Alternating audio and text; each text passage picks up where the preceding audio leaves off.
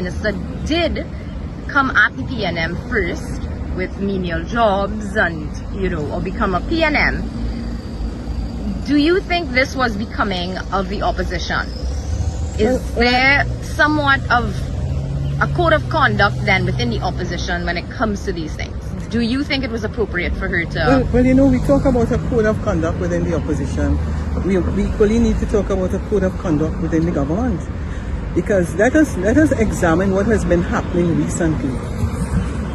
I mean, this issue of education and violence, and what you're seeing is that the Prime Minister is consistent. Let's go back. Load up the matic. Okay? Even talking to your own members of parliament about busting their head. Alright?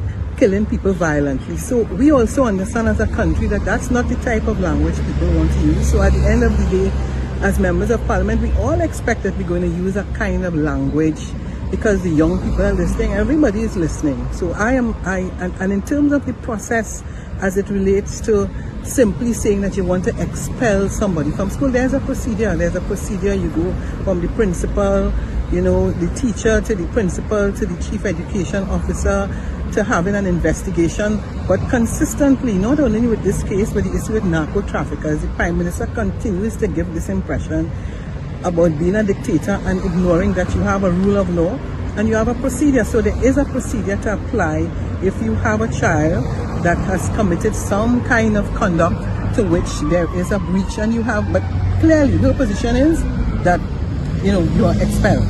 You are supposedly involved in narco trafficking, you are on a boat, and her position is kill them violently. We are not we are a democratic society. There is the rule of law, and therefore that is the procedure that should be followed.